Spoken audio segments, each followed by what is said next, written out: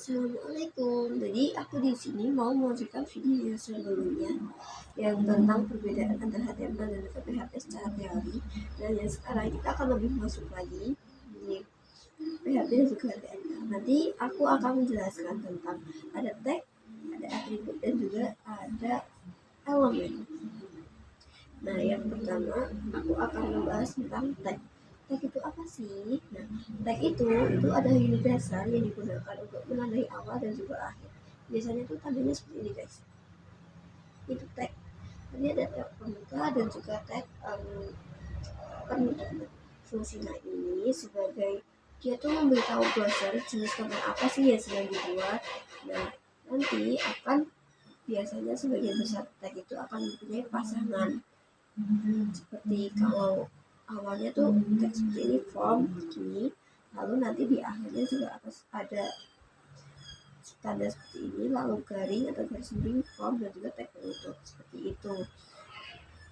Yang kedua ada atribut. Kalau atribut itu informasi tambahan yang diletakkan di dalam tag pembuka. Nah, fungsinya itu untuk mengatur perilaku atau rupa dari juga sebuah elemen. Contohnya nih ya, nanti kalau ada action atau dalam tag itu ada form, terus nanti action itu gunanya untuk menentukan mana data formulir itu dikirim, mau ke nanti nilainya akan kosong dan kembali dikirim. Misalkan nanti ya mau ada database ini, nanti isinya tuh mau dikirim database, nanti formulirnya yang udah disimpan itu akan bersih lagi, seperti itu guys. Yang ketiga adalah elemen. Nah, elemen itu kesatuan yang utuh yang terdiri dari ada tag pembuka, ada atribut, ada isi konten, dan juga ada tag penutup. Nah, elemen itu lengkap guys, jadi gabungan dari ada tag, ada atribut, dan juga ada penjelasan. Oke, jadi itulah perbedaan antara elemen, tag, dan juga atribut. Selanjutnya adalah kita akan bikin form sederhana, formulir data diri sederhana untuk mahasiswa. Nanti kita akan pakai beberapa elemen, ada atribut, ada tag juga. Nanti kita sembari bikin, sembari kita menjelaskan ya guys. Nah, yang pertama untuk loading itu yang pasti adalah kita menyalakan XMPP. Jangan lupa karena itu tidak boleh ya guys. No. Kita udah nyala, lalu kita ke PHP admin, kita akan buat database. Caranya gimana sih buat database? New. Nah, nanti kita klikin aja nama database yang mau dibuat, kita klik, lalu kita create. Karena aku udah bikin ini database ini, kita bisa bikin lagi. Nanti kalau udah, kalian juga lupa bikin tabelnya juga. Ini caranya bikin tabel ini. Nanti kalian isi aja nama tabelnya, terus dalam tabelnya itu mau kalian isi atribut apa aja. Nah, kalau misalnya pakai name, nama mahasiswa, ada prodi, alamat, jenis kami, dan juga nomor HP. Oke, database sudah done. Kita ke codingnya sekarang. Kita buka user. Ikan guys, semoga suara aku kedengaran. Nah, lalu sebenarnya aku udah bikin, nanti kita tinggal jelasin aja ya guys. Kita udah ada struktur, udah ada kodenya, kita tinggal menjelaskan. Yang pertama ada ini itu sebagai tag pembuka ya guys. Ini untuk berisi nanti ini misalnya tuh mau dibikin apa, HTML atau PHP. Nanti kita bikin PHP. Ini ada session start. Nah, session start ini gunanya itu untuk dia tuh penyimpanan sementara. Karena nanti kita belum akan mengaitkan ini ke database, ini belum dikaitkan ke database, jadi kita pakai session start sebagai penyimpanan sementara. Jadi biar datanya tuh tampil gitu, bisa disimpan lagi, tidak menggunakan database. Nah, ini ada data mahasiswa, ini session. Nah, lalu di sini ada proses saat tombol disimpan diklik. Nanti yang kesimpan itu ada ini name, nama, prodi, alamat, jenis kami, dan HP. Lalu di sini menambah data baru ke dalam array agar muat banyak data.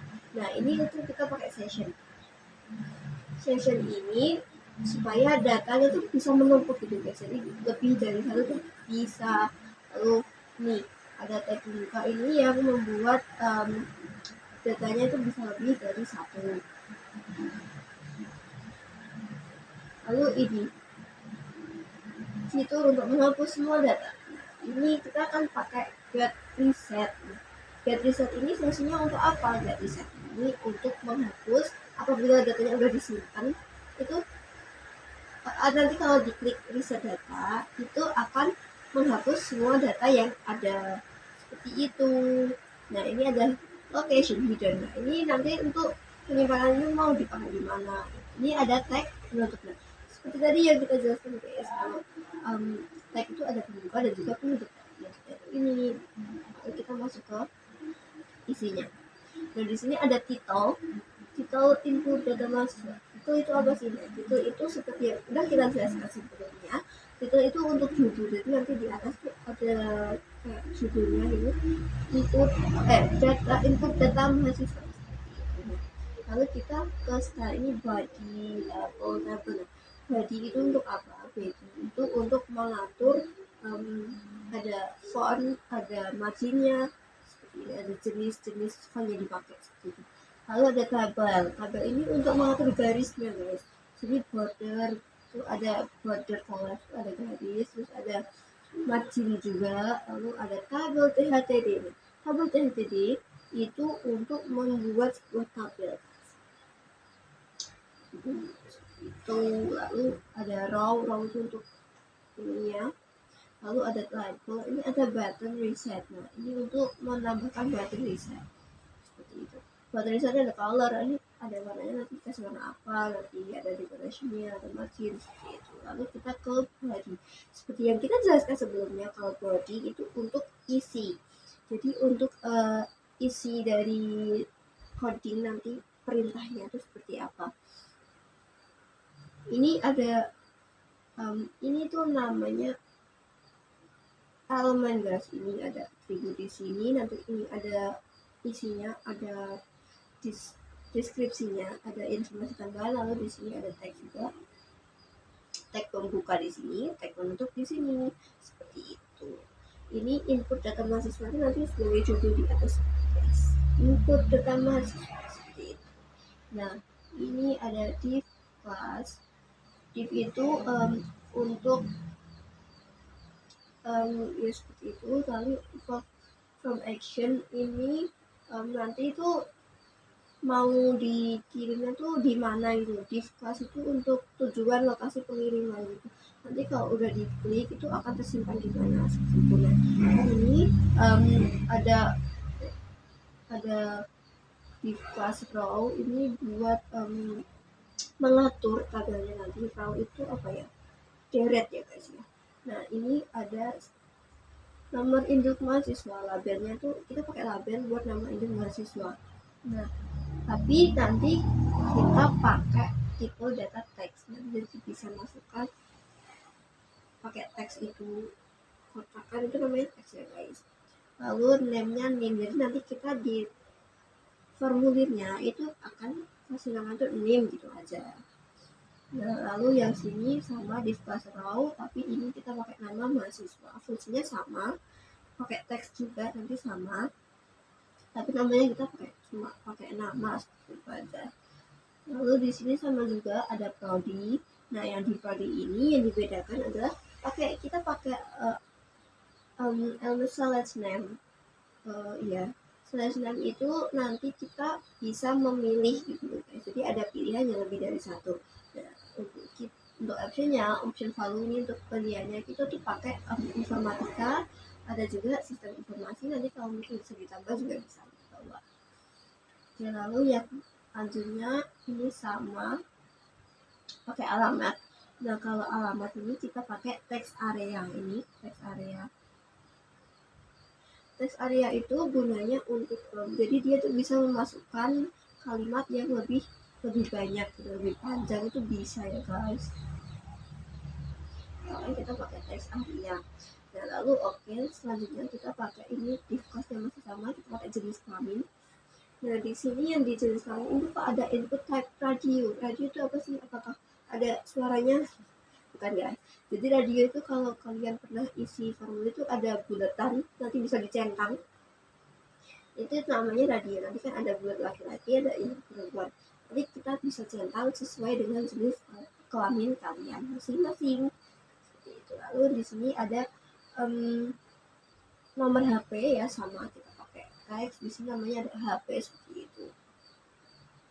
Nah selanjutnya ini ada button type submit, tipe tombolnya itu submit. Jadi untuk mengirim, nanti untuk mengirim kita kasih nama simpan seperti itu. Nah have reset, button reset.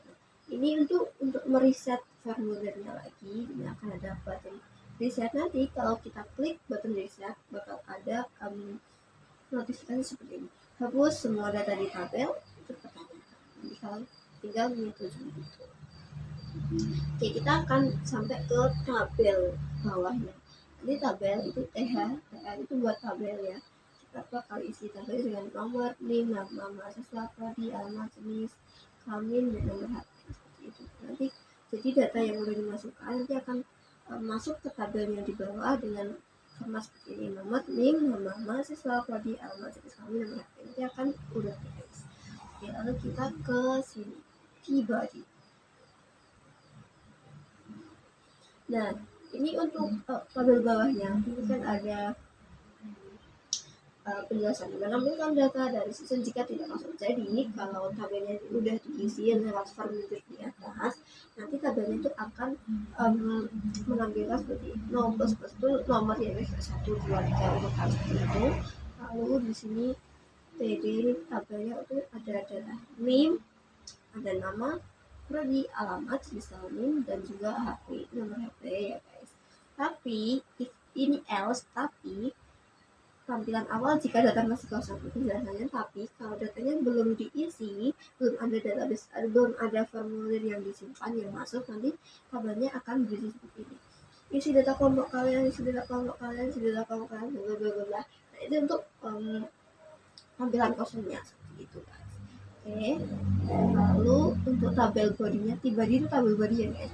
Udah selesai, kita ke keterangan. Nah keterangan ini untuk memberikan apa sih pemberitahuan gitu, nanti di bawahnya data tersimpan di session menggunakan tabel tabel untuk menghasilkan data kembali, ini sebagai as information saja.